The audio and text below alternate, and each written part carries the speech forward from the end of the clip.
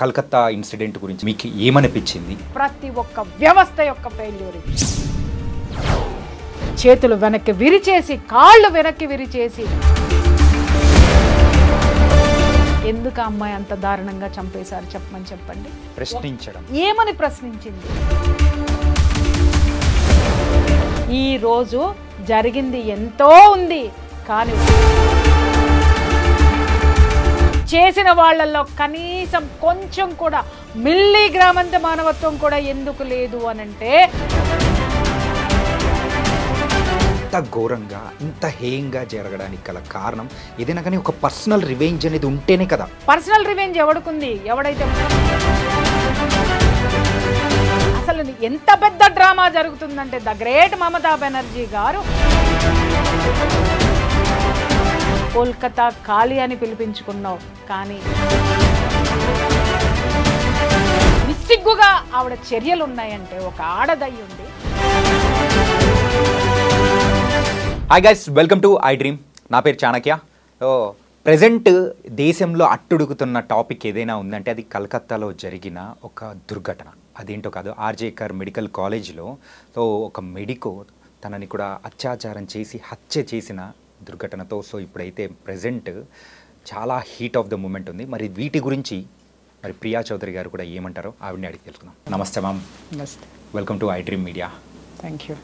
And issue గురించి ఎక్కువగా మాట్లాడకూడదు అని అనుకుంటున్న ప్రతి ఒక్కసారి కలకత్తా ఇన్సిడెంట్ గురించి అయితే దీని గురించి మాట్లాడాలి, ప్రజలకు మాత్రం ఖచ్చితంగా తెలిసి తీరాలనే ఉద్దేశంతోనే మిమ్మల్ని కూడా తీసుకొని వచ్చి ఇక్కడ కూర్చోబెట్టి ఈ ఇన్సిడెంట్ గురించి మాట్లాడించాలనుకుంటున్నాం మేడం. అసలు ఈ ఇన్సిడెంట్ విన్న తర్వాత అండ్ మీకు ఏమనిపించింది, దీని మీద మీ వ్యూస్ ఏంటో కూడా తెలియాలనుకుంటున్నాం. ఏమనిపించింది అనేది మీరు అడిగారు, చూసారా? ఎవరికైనా కానీ ఏమనిపిస్తుంది? ఒక దారుణము, ఒక ఘోరము చూసిన తర్వాత కడుపు రగులుతుంది. ఎవరి మీద కోపం రావాలి? ఎవరిని కోపం తెచ్చుకోవాలి? అసలు అమ్మాయికి జరిగిన ఇన్సిడెంట్ ఏంటి? అసలు ఏం జరిగింది? మీడియా మొత్తం కూడా నిజంగా ఇవాళ చాలా బాధ్యతాయుతమైనటువంటి ఆ యొక్క పనిని చేస్తుంది. ఎక్కడ ఏ మూల ఏ రోజుకు ఆ రోజు అప్డేట్ ఇస్తూ కోల్కతాలో ఉన్నటువంటి సిచ్యువేషన్స్ ఏంటి అని నేను అడుగుతున్నాను. ఈ ఇన్సిడెంట్ జరగడం భారతదేశంలో ఇదే మొదటిసారి కాదు. ఇలాంటి ఘోరాలు, ఘోరాతి ఘోరమైనవి ఇదే విధంగా ప్రతిసారి జరుగుతున్నాయి. కాకపోతే ఎక్కడో ఒక సంఘటనని మనం తీసుకొని దాని గురించి మాత్రమే మాట్లాడుతున్నాం. నిత్యం ఎన్ని ఘోరాలు జరుగుతున్నాయి, ఆడపిల్లల మీద అత్యాచారాలు జరుగుతున్నాయి అనేది ఎవరు చూశారు, ఎవరు మాట్లాడుతున్నారు? ఒకరోజే జరుగుతున్నాయా? సంచలనం వచ్చినప్పుడు మాత్రమే మనం వెళ్తున్నామా? సంచలనాల వైపు మాత్రమే మనం నడుస్తున్నామా? అందుకే నేను చాలా రోజుల నుంచి ఈ విషయం మీద నేను మాట్లాడలేదు. బికాజ్ ఎందుకంటే ఒక సంఘటన జరగడం లేదు, ప్రతి గంటకి జరుగుతుంది భారతదేశంలో యువతుల మీద అత్యాచారం అనేది. ఈరోజు వయోభేదం లేదు, వావి వరుసలు లేవు. ఇంత నీచమైనటువంటి ఘోరమైనటువంటి అకృత్యాలు ఎందుకు జరుగుతున్నాయి అనేది ఏ హౌస్ వైఫ్ అయినా ఆలోచించిందా? ఏ ఒక్క గవర్నమెంట్ ఎంప్లాయీ అయినా ఆలోచించాడా? ఎక్కడ రిక్షా తొక్కుకునేటటువంటి కార్మికుడు ఆలోచించాడా? కర్షకుడు ఆలోచించాడా? శ్రామికుడు ఆలోచించాడా? ఎవరు ఆలోచించారు? ఆలోచించటం లేదు. మిస్టర్, ఆలోచిస్తే ఈ అత్యాచారాలు జరగవు. మీరు అనొచ్చు, ఆలోచించినంత మాత్రాన అత్యాచారాలు ఎలా ఆగిపోతాయండి అని. ఒక్కసారి సంఘటనలోకి వెళ్ళండి. ఇవాళ అంత ఘోరమని ఎందుకు మాట్లాడుతున్నాం? ఆమె మీద జరిగినటువంటిది ఒకరా, ఇద్దరా, 10 మందా? అయ్యో ఇంకేం జరిగింది? క్రైమ్ థ్రిల్లర్ సస్పెన్స్ స్టోరీ చూసినట్టు రోజు ఇంకేమన్నా వస్తాయి. అరే నేను చెప్తున్నాను, మనం వినేటటువంటి ప్రతి ఒక్కళ్ళకి సిగ్గు శరం నాడి నరాన ఉన్నట్టయితే కనుక సిగ్గుపడాలి. ప్రతి ఆడది సిగ్గుపడాలి, ప్రతి పేరెంటు సిగ్గుపడాలి, ప్రతి ఒక్క మనిషి అనేవాడు కూడా సిగ్గుపడాలి. ఎందుకు అనంటే ఒక ఆడపిల్ల మీద అంత అసలు చెప్పలేనటువంటి దారుణం అన్నమాట, దుర్మార్గం, అతి హేయమైనటువంటి చర్య జరిగింది అనంటే ఆ శరీరంలో ఉన్నటువంటి పార్ట్, కళ్ళలో నుంచి బ్లడ్, నోట్లో నుంచి బ్లడ్, అసలు నిజంగా చేతులు వెనక్కి విరిచేసి కాళ్ళు వెనక్కి విరిచేసి అని ఇన్ని మాట్లాడుకుంటున్నామే, కొన్ని గొంతుకలు వింటున్నాను మీడియాలో, అసలు ఇలా జరుగుతుంది అని. అరే ఆ గొంతుకల వెనక అరుపులొద్దు, ఆవేదనలోకి ఒక్కసారి తొంగి చూడండి. నేను మాట్లాడుతున్నాను అది ఆవేదనతోటే. నేను ఇన్ని రోజులు నోరెత్తలేదు. అంత పైశాచికంగా ఒక మనిషే చేశాడు. ఎవడా మనిషి? ఇవాళ మనం ఒకరోజు ఒక కానిస్టేబుల్ని బయటకు పట్టుకొని వచ్చారు, అదే వాడెవడు వాలంటరీ పోలీసింగ్ని పట్టుకొని వచ్చారు. ఆ తర్వాత 2 రోజులు గడిచిన తర్వాత ప్రిన్సిపల్ని అరెస్ట్ చేశారు. ఆ తర్వాత 2 రోజులు గడిచిన తర్వాత ఇంకెవరు వస్తారో అని సస్పెన్స్ థ్రిల్లర్ కింద మనం చూస్తున్నాము తప్ప, నేను చెప్తున్నాను అంత క్రూరము నీచము చేసింది ఒక మనిషే కదా. 10 మంది చేయని, ఒక్కళ్ళు చేయని, ఎంతమంది అయినా సరే చేయని హ్యూమన్ బీయింగ్ చేశాడు అక్కడ. కానీ వాడిలో హ్యుమానిటీ లేదు, చచ్చింది. ఏ చర్యల వల్ల చచ్చింది, ఎందుకంత దారుణంగా చచ్చింది అనేది ఎవడెంతమంది ఆలోచించాడు అది నాకు చెప్పండి. ఎలా చేశారు అని మాట్లాడుతున్నారు. అలా చెయ్యడానికి వాళ్ళలో అంత రాక్షసత్వం రావడానికి ఏ కారణమో, ఎవడు కారణం అంటే నువ్వు, నేను, మీడియా, భారతదేశంలో ఉన్నటువంటి పరిపాలనా వ్యవస్థ, రక్షణ వ్యవస్థ, పోలీసు యంత్రాంగం, ప్రతి ఒక్క వ్యవస్థ యొక్క ఫెయిల్యూర్ ఇది. ఎక్కడి నుంచి వచ్చింది అంత రాక్షసత్వం ఒక మనిషిలో? ఎలా వచ్చింది? కనీసము మన తల్లి అయినా సరే, అతి దుర్మార్గుండి అయినా సరే, ఒక చెంప దెబ్బ కొట్టంగానే తల్లి మనసు కదా అమ్మో అని అనుకుంటుంది. కానీ ఆ కొడుకు చేసినటువంటి తప్పిదానికి ఆ యొక్క పశ్చాత్తాపం కోసం ఆవిడ వెయిట్ చేస్తుంది. అలాగే ఒక దుర్మార్గుండి అయినా సరే, మనం 4 దెబ్బలు కొట్టిన తర్వాత 5వ దెబ్బకి చచ్చిపోతాడని మనలో ఒక మానవత్వం అనేది వస్తుంది. కానీ చేసిన వాళ్ళల్లో కనీసం కొంచెం కూడా మిల్లీగ్రామంత మానవత్వం కూడా ఎందుకు లేదు అనంటే, వాడి శరీరంలో వాడు తీసుకున్నటువంటి మత్తు పదార్థాల యొక్క ప్రభావం అది. మీకు తెలుస్తుందా? స్కూల్స్ దగ్గర నుంచి నిన్న మొన్న చూసాం సెలబ్రిటీస్ ఈవెంట్స్ వరకు కూడా డ్రగ్స్ ఎలా చూస్తున్నాము. భూతం కాదు, ఇంకా ఏదైనా ఒక పేరు పెట్టండి, డిక్షనరీలో వెతికి పెట్టండి. భూతం అంటే భూతానికి కనీసం వైద్యం ఉంది, కానీ దీనికి వైద్యం ఎక్కడ లేదు. దీని కూకటి వేళ్లతో సహా పెకిలించే ధైర్యం కానీ, పెకిలించే సామర్థ్యం మన యొక్క పాలనా యంత్రాంగానికి లేదా? దీనిని పారద్రోలేటటువంటి ఆ యొక్క వ్యతిరేకత కానీ, ఉద్యమం కానీ, ఆ బలమైనటువంటి ఆకాంక్ష కానీ జనంలో లేదా? ప్రతి ఒక్కడు పిరికివాడిలాగా ఎందుకు బతుకుతున్నాడు? మనది ఒక బతికేనా? శ్రీశ్రీ గుర్తొస్తున్నాడు. కుక్కల వలె నక్కల వల్ల మనది ఒక బ్రతికేనా? సందులలో పందుల వలె బ్రతుకు వ్యధ, చదువు వృధా, మనమంతా గానుగులం పీనుగులం అని చెప్పేసి అని మాట్లాడాడే. ఇది వాస్తవం, నిజం ఇదే. ఎంత చదువుకున్నామో, లక్షల ప్యాకేజీలు తెచ్చుకుంటున్నామో, బాహాటంగా కార్లు చూడండి. ఇవాళ భారతదేశంలో చూస్తే మనిషి నడవడానికి ప్లేస్ లేనంత కార్ల విలాసవంతమైనటువంటి జీవితాల్లో మనం ఉన్నాం. కానీ ఇక్కడ మానవత్వం అనేది అటువంటిది కోల్పోయాం. మనిషిమి అనేటటువంటి మర మనుషులమైపోయాము. మరలతోటి మనం అంతా కూడా ఆ యొక్క దాన్ని ఏమంటారు, సహచర్యం చేసుకుంటూ ఆ యొక్క దీన్ని కూడా మనలో పెట్టేసుకున్నాం. ఎవడికి ఎవడు పట్టదు.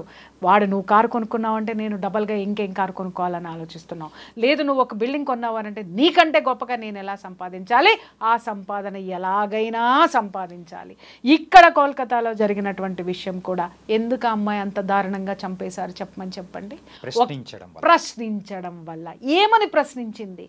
నీకు నాకు లేనటువంటి ధైర్యమో, ఎవ్వడికి లేనటువంటి ధైర్యం, ఒక మగాడికి లేని ధైర్యం, ఒక పోలీసు యంత్రాంగం అరికట్టలేనటువంటి ఆ యంత్రాంగంలో లేనటువంటి నిబద్ధత, నిజాయితీ, గుండె ధైర్యం ఒక ఆడపిల్లలో వచ్చింది. ఆ హాస్పిటల్లో జరిగేటటువంటి అకృత్యాలని క్వశ్చన్ చేసింది. ఏ అకృత్యాలు జరుగుతున్నాయి అక్కడ ఉన్నటువంటి ఆ ట్రైనీ డాక్టర్స్ తోటి? అక్కడ ఒక సెక్స్ రాకెట్ నడుస్తుందని విన్నాం. మాదక ద్రవ్యాలు, మత్తు పదార్థాలు భయంకరంగా అక్కడ బిజినెస్ జరుగుతుందని విన్నాం. ఆ బిజినెస్ని ఆ అమ్మాయి ఎప్పటికప్పుడు కూడా అక్కడ జరిగేటటువంటి వాటిని క్వశ్చన్ చేసింది. ఎందుకు క్వశ్చన్ చేసింది మాస్టర్? ఎందుకు క్వశ్చన్ చేసింది? నేను మనిషిని, ఈ అకృత్యం నా చుట్టూ జరగకూడదు. నేను ఒక వైద్యం చేసేటటువంటి వైద్యురాలిని, సమాజంలో ఇలాంటివి జరగకూడదు అని సామాజిక బాధ్యత. అమ్మాయిలో ఉన్నదేంటి? సామాజిక సామాజిక బాధ్యత. నిజంగా చెప్తున్నాను, ఆ వైద్యురాలు కాబట్టి ఆమె ఆలోచించింది. ఇది మానసిక రుగ్మతలు, ఇవన్నీ కూడాను శారీరక రుగ్మతలు మానసిక రుగ్మతలు రెండూ కలిస్తే ఇవాళ అమ్మాయికి జరిగినటువంటి చర్య ప్రతి ఇంట్లోనూ ప్రతి ఒక్క ఒంట్లోకి వచ్చి చేరుతుందని అమ్మాయి ఆందోళన చెందింది కాబట్టి ప్రతిదానికి ఖండించింది, ప్రతిదాన్ని ప్రశ్నించింది. ఇక్కడ నేను ఒక్క విషయం నేను అడుగుతున్నాను, ప్రశ్నించినంత మాత్రాన ఆ అమ్మాయిని అంత భయంకరంగా చంపేశారు, ఇది వాస్తవం. ప్రశ్నించకూడదు అని మనం ఈ రోజు నుంచి నోళ్ళు మూసేసుకుంటాం. మన పిల్లలందరికీ తల్లులు చెప్పేస్తారు, ఒరే ఏం జరిగినా నోరు మూసుకొని కూర్చో, అమ్మా నీకేం జరిగినా నువ్వు పట్టించుకో మాకు, నువ్వు కళ్ళు మూసుకొని చూస్తావు అంటున్నావు. తల్లి, ప్రతి తల్లి నేను చెప్తున్నా, నువ్వు పంపించేటటువంటి నీ బిడ్డని చదువుకి పంపించేటటువంటి ఇన్స్టిట్యూషన్స్ అన్నీ ఆల్మోస్ట్ ఇలాగే ఉన్నాయి. నీ బిడ్డ ప్రశ్నించకూడదు, నువ్వు ప్రశ్నించకూడదు, కానీ రేపొద్దున ఇవాళ అమ్మాయి ప్రశ్నించినందుకు జరిగిందని మనం మాట్లాడుకుంటున్నామే, రేపొద్దున పక్కన ఉన్న వాళ్ళకు కూడా ఈ జాడ్యం అంటుకుంటుంది, అలాగే ఇది వచ్చి చేరుతుంది అనేటటువంటి ఆలోచన ప్రతి తల్లికి ఎప్పుడైనా వచ్చిందా? రావాలి, వచ్చి తీరాల్సిన అవసరం ఉంది. ప్రతి ఒక్క తండ్రి, పెద్ద కాలేజీలు ఎక్కడున్నాయి, పెద్దవి ఎక్కడున్నాయి, ఎక్కడ అదేంటి ఎంత పెద్ద డొనేషన్లు కట్టేసేసి కాలేజెస్లో జాయిన్ చేస్తున్నారు, స్కూల్స్లో జాయిన్ చేస్తున్నారు.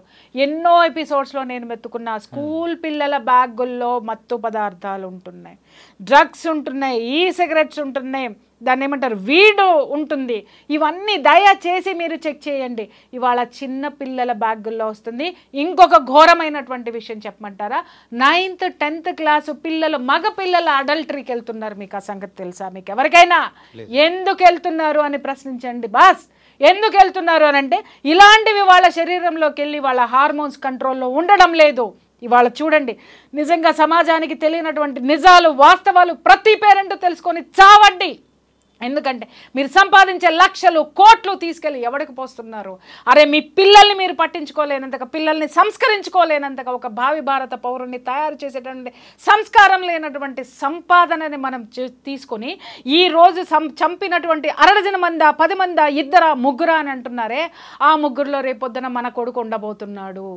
ఈ దౌర్జన్యానికి గురైనటువంటి ఆ ఆడపిల్ల ఎవరైతే ఉందో, ఆడపిల్లలో మన ఆడపిల్ల ఏమన్నా ఉంటుందేమో ఒక్కసారి ఆలోచించాల్సినటువంటి అవసరం ప్రతి గుండెకి ఉంది, ప్రతి తల్లిదండ్రులకి ఉంది. ప్రతి తల్లిదండ్రులు ఆలోచించి తీరాలి.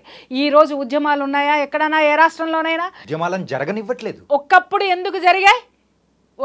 ఎందుకు జరిగాయి మిస్టర్, ఇప్పుడు ఎందుకు జరగనివ్వడం లేదు అనంటే ఎవడికి తీరిక లేదు ఉద్యమాలు చేసే తీరిక, ఎవడికి పక్కవాడి గురించి పట్టించుకునే తీరిక లేదు, ఎవడికి సమాజం గురించి ఆలోచించాల్సిన అవసరమే లేదు.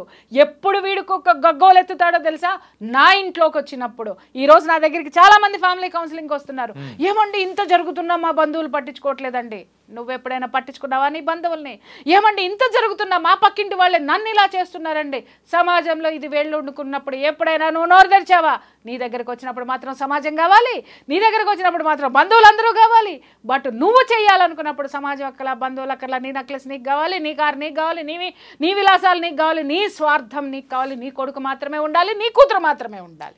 సింపుల్గా చెప్పాలంటే సామాజిక బాధ్యతను మొత్తం కోల్పోయి కేవలం స్వార్థంతోనే ముందుకెళ్తున్నారు తప్ప మానవత్వం అనేది లేకుండా వెళ్ళిపోతున్నారు. 100% నేను చెప్తున్నా. మీకు చాలా మంది అడుగుతున్నారు సామాజిక బాధ్యత ఎందుకు ఉండాలని. అరే సమాజంలో నీతి ఉంటేనే నువ్వు బతుకుతావు ప్రాణాలతో. ఆ నీతిని నువ్వు ఏది పెంపొందిస్తావో, నువ్వు ఏది సమాజానికి ఇస్తున్నావో అది రేపు పొద్దున వచ్చి నీ ఇంట్లో కూర్చుంటుంది. నువ్వు దౌర్జన్యాన్ని ప్రోత్సహించావు, నాకెందుకులే అని మూసుకొని పిరికి బందలాగా లోపల కూర్చున్నావా? ఆ యొక్క దౌర్జన్యం పెరిగి పక్కింటి వాడికి దగ్గరకు వచ్చింది, ఊళ్ళోకి వచ్చింది, పక్క రోడ్లోకి వచ్చింది, పక్కింట్లోకి వచ్చింది, నీ ఇంట్లోకి వస్తుంది. నెక్స్ట్ నువ్వే టార్గెట్. అది నీ వరకు రాదు అని మాత్రం దయచేసి ఆలోచించకండి. పిచ్చి జనాలు, పిచ్చి కథలు, పిచ్చి వ్లాగ్స్. నిజం చెప్తున్నాను కదా, సోషల్ మీడియా వచ్చిన తర్వాత జ్ఞానం ఎంత ఉందో అజ్ఞానం 10 ఉంది. దానిలో విచ్చలవిడితనం ఉంది. ఎవడు ఎంత నీచంగా పోస్టులు పెడితే, ఎవడు ఎంత నీచంగా మాట్లాడితే, నిన్నగాక మొన్న కూర్చున్న ఒక దరిద్రమైనటువంటి విషయం అన్నమాట. ఒక ప్రజాప్రతినిధి ఒక అక్రమ సంబంధం పెట్టుకుంటే వాళ్ళను కూర్చోబెట్టి రోజుల తరబడి ఇంటర్వ్యూలు ఒక అమ్మ సిగ్గుపడుద్ది, ఒక అమ్మ ఆవేశపడుతుంది, ఒకడేమో ఆవేశపడాలో సిగ్గుపడాలో అర్థం అర్థం కాక దేభ్యం ముఖం వేసుకొని వాడు సమాధానాలు చెప్తున్నాడు. ఈ దౌర్భాగ్యాన్ని సమాజం మీదకి పెట్టేటటువంటి వాళ్ళకి ఏమన్నా సామాజిక బాధ్యత ఉందా? ఇది సమాజాన్ని భ్రష్టు పట్టించేదా? ఒక వార్త వేసి తీసి అవతల అది వాళ్ళ కుటుంబ విషయం. కుటుంబ విషయాన్ని రోడ్డుకి ఇచ్చుకున్న తర్వాత ఏది చెప్పాలి, ఎవరి తరపున నిలబడాలి మీడియా? సమాజంలో ఇది ఎలాంటి దౌర్భాగ్యమైనటువంటి సిచ్యుయేషన్స్ తీసుకెళ్తుంది, కుటుంబ బంధాలని ఎలా విచ్ఛిన్నం చేస్తుందని మాట్లాడుకోవడం మానేసి అలా మాట్లాడారా, మీరు ఏం పాట పాడారు, మీరు ఏ కన్ను గీటారు, మీరు ఎక్కడ పట్టుకున్నారు, మీరు పడుకున్నారా లేదా, ఇంత నీచమైనటువంటివి మాటలు మాట్లాడుకుంటూ ఇదే ధోరణిని పెంచుకుంటూ పోతున్నారంటే ఇవే జరుగుతాయి మిస్టర్. అడిగి ఎందుకు జరిగింది ఈ అమ్మాయికి అనంటే మనమంతా అక్రమ సంబంధాలు ఎలా ఉన్నాయి, అవి అక్రమ సంబంధాలు కాదు, వీడు గొప్పగా బతికేస్తున్నాడు, నాకొక వీడియో కావాలి, నాకొక ఎపిసోడ్ కావాలి అని చెప్పేసి అని పుంకాలుగా తీసి అవతల బారేసి మనం మాట్లాడుతుంటే ప్రశ్నించే గొంతుక ఒక్కటే అయిపోయింది అక్కడ. ఈ గొంతుకలన్నీ దేని చుట్టూ తిరుగుతున్నాయి? నా వ్యూస్ ఎలా వస్తాయి? అక్రమ సంబంధాల మీద వస్తాయి, పోర్న కంటెంట్ మీద వస్తాయి, లేకపోతే ఇంకేదన్నా దాష్టికాలు చేస్తే వస్తాయి, ఇంకేంటి బెట్టింగ్ యాప్లు చేస్తే నాకు డబ్బు వస్తాయి. ఇలాంటి అరాచకాలు పెంపొందిస్తుంటే బెట్టింగ్ యాప్లు ప్రమోట్ చేసే వాళ్ళని కూడా స్టూడియోల్లో కూర్చోబెట్టి హీరోలుగా చూపించినంత కాలం, ఈ దౌర్భాగ్యం నడిచినంత కాలం ఆ బెట్టింగ్లో వచ్చేటటువంటి మనీ ఎక్కడికి వెళ్తుంది బాస్? ఎవరి చేతుల్లోకి వెళ్తుంది? ఎవరు నడుపుతున్నారు దాన్ని నిలబెట్టుకోవడానికి అక్కడ ఎన్ని దౌర్జన్యాలు ఉన్నాయి. దాన్ని కంట్రోల్ చేయట్లేదు ప్రభుత్వం. ఎందుకు కంట్రోల్ చేయట్లేదు? ఇవన్నీ కూడా ఒకదానికొకటి ప్రపంచం మొత్తం డబ్బు వెనక పడుతుంది. ఎవ్వరూ కూడా ఆ అమ్మాయి వెనక లేరు. చట్టం లేదు, కేవలం న్యాయస్థానం మాత్రమే ఉంది. అక్కడ కూడా నిజంగా చెప్తున్నాను, ఆ జస్టిస్కి నిజంగా చేతులెత్తి మొక్కాలి. ఆ ధర్మాసనంలో ఆ వాళ్ళు సుమోటోగా కేసు తీసుకొని ముందుకు నడిపించడం వల్ల హైకోర్టు జడ్జి నిజంగా 10 కాలాల పాటు ఇంకా ఆయన ఎన్నిటినో ఈ యొక్క సామాజిక రుగ్మతల్ని రూపుమాపడానికి ఇంకా ఇలాంటి వాళ్ళు ముందుకు రావాలి. ఆ ఒక్క దీని వల్లనే ఆ సంఘటన బయటకు వచ్చింది కాబట్టి ఇవాళ మన గొంతుకలు మాట్లాడుతున్నాయి. లేదు అనంటే ఎవ్వడికి పట్టనటువంటి విషయము చాలామంది చూస్తున్నాను నేను. ఇది చాలా ఘోరం, వాడికి ఎలాంటి శిక్ష పడుతుంది, ఏమవుతుంది, వాడు బయటికి రాడు, వాడు అలా చేస్తాడు. ఎందుకు అనంటే ఇక్కడ అమ్మాయికి అన్యాయం జరిగిందని మాత్రమే స్లోగన్ ఉంది కాబట్టి వాడికి శిక్ష పడుతుంది. ఎన్ని సంవత్సరాలు శిక్ష పడుతుంది, వాడికి బెయిలే రాకూడదు అని మాట్లాడుతున్నారు. అయ్యల్లారా అమ్మల్లారా, ఎంతమంది ఇలాంటి కేసులు వస్తే బెయిల్ ఇవ్వడానికి ముందుకొస్తున్నారు మీరు? నేను అడిగాను అనుకోండి, అది మా ప్రొఫెషన్ అంటారు, కాదని అనట్లా. నీ సామాజిక బాధ్యత ఏది? ఈరోజు మీరు ఇలాంటి వాళ్ళకి బెయిల్ ఇప్పించి రోడ్ల మీద వదిలేయబట్టి కాదా ఈరోజు ఒక ఆడపిల్ల అతి క్రూరంగా, అతి నీచంగా, అతి హేయంగా బలైపోయింది ఈ సమాజంలో? మీకు బాధ్యత లేదా? న్యాయాన్ని కాపాడాల్సిన బాధ్యత లేదా? దుర్మార్గాన్ని అడ్డుకోవాల్సినటువంటి బాధ్యత లేదా? ఈ యొక్క చట్టంలో ఉన్నటువంటి ఈ వెసులుబాటులు, ఈ లొసుగుల వల్లనే కదా ఈరోజు జరిగింది. ఎంతో ఉంది, కానీ ఒక్కడో ఇద్దరో మాత్రమే ఎందుకు బయటకు వచ్చారు? చట్టం కల్పించినటువంటి ఈ యొక్క వెసులుబాటు కాదా వాడు తప్పించుకోవడానికి? లొసుగులు కాదా వాడు తప్పించుకోవడానికి? ఆ లొసుగుల్ని సమాజానికి 1కి 10 సార్లు చెప్పేటటువంటి సో కాల్డ్ వాళ్ళు కాదా? చెప్పండి. కాపాడాల్సినటువంటి వాళ్ళు ఎటువైపు వాదన మనకి ఉండాలి? నేను ఇక్కడ ఎవరిని కించపరచడం లేదండి, మనోవేదనతోటి చెప్తున్నాను. ఏది డ్రగ్ ప్లడ్లర్స్ ఉన్నారు, వాళ్ళకి బెయిల్స్ ఇవ్వడంలో నంబర్ 1. ఆయన అడిగాను నేను, ఎందుకండి మీరు ఇలా వీళ్ళకి ఎందుకు ఇలా చేస్తున్నారు? ఇది మళ్ళీ సమాజంలోకి వీళ్ళని తీసుకురావడం వల్ల వాడు ఊరుకోడు, మళ్ళీ ఇదే బిజినెస్ చేస్తాడు. సమాజానికి చేటు కాదా? సమాజానికి మీరు చేస్తున్నటువంటి ఒక మైనస్ కాదా అని చెప్పేసి నేను అడిగితే ఎంత చక్కటి సమాధానం చెప్పారో. నవ్వాలో ఏడవాలో నాకు అర్థం కాలేదు. ఏంటి అని అంటే, మనం ఇవ్వకపోతే ఇంకొకళ్ళు ఇస్తారండి. ఏం సమాధానం చెప్పాలి చెప్పండి? సామాజిక బాధ్యత, న్యాయం వైపు ఉంచండి. ప్రతి ఒక్కడి వైపు న్యాయం ఉండాలి, కానీ మీకంటూ న్యాయం ఉండద్దా? మనస్సాక్షి ఉండద్దా? ప్రొఫెషన్ అని పట్టుకుపోతుంటే ఇవాళ డ్రగ్ అమ్మేటోడు కూడా ఒక పెద్ద ప్రొఫెషనలిస్ట్. ఆ వాడిని ఎందుకు మీరు తప్పు పడుతున్నారు? వాడికి శిక్ష పడుతుందని ఎందుకు చెప్తున్నారు? మరి వాడిని బయటికి తీసుకొచ్చే వాళ్ళు ఎవరు? వాళ్ళని కాపాడే రాజకీయ పార్టీలు, రాజకీయ నాయకులు. ఇవాళ మొత్తం అంతా కూడా కోల్కతాలో ఏం జరుగుతుంది? అసలు ఎంత పెద్ద డ్రామా జరుగుతుందంటే ద గ్రేట్ మమతా బెనర్జీ గారు, ఆవిడే హోంమంత్రి, ఆవిడే చీఫ్ మినిస్టర్, హోంమంత్రి, వైద్య శాఖ మంత్రి, ఆవిడ అదంటే ఒక సామెత ఉంది, ఉల్టా చోర్ కొత్వాల్కో డాటే అని. దొంగ పోలీసుని దొంగ అని చెప్పేసి అని వెనకబడి కొట్టినాడంట. ఆ విధంగా ఏమైపోయిందంటే ఈవిడ ముఖ్యమంత్రి సీట్లో కూర్చుంటేనో, లేకపోతే హోమ్ మినిస్టర్ సీట్లో కూర్చుంటానో, ఆరోగ్య శాఖ మంత్రి సీట్లో కూర్చుంటేనో ఎక్కడ ఈ విషయం మీద చర్యలు తీసుకోవాల్సి వస్తుందో, పొరపాటున న్యాయం చేయాల్సి వస్తుందో అనేది ఆ కుర్చీ గబక్కన దిగేసి రోడ్డు మీద పడిపోయి ఆవిడ ఉద్యమాలు చేస్తుంది. నాకు అర్థం కాక అడుగుతాను, మిస్టర్ దీదీ, కోల్కతా ఖాళీ అని పిలిపించుకున్నావు, కానీ కాగితపు ఖాళీ. నేను చెప్తున్నాను, నలుపు రంగు పూసుకున్నటువంటి అనైతికమైనటువంటి ఆ యొక్క పరిపాలన, అవినీతి పరిపాలన పూసుకున్నటువంటి, నలుపు రంగు పూసుకున్నటువంటి మనిషిగా ఈరోజు నువ్వు కనిపిస్తున్నావు జనాలందరికీ కూడా. రోడ్డు మీదకి ఎందుకు వస్తావు? చట్టం చేసేది నువ్వు, చట్ట సభలో నువ్వు ఉన్నావు, చట్టసభకి ప్రాతినిధ్యం వహిస్తున్నటువంటి ముఖ్యమంత్రివి, రాష్ట్రాన్ని నువ్వు తలుచుకుంటే నువ్వు ఒక హోమ్ మినిస్టర్కి అత్యవసరమైనటువంటి చర్యలు తీసుకునేటటువంటి స్పెషల్ ఇవి ఉంటాయి, రైట్స్ ఉంటాయి. అసలు అవన్నీ ఎక్కడికి పోయినాయి? అవన్నీ వదిలేసేసి ఎంత తెలివిగా ఆవిడ రోడ్డు మీదకి వచ్చేసేసి ఎవరిని కాపాడుతుంది మిస్టర్?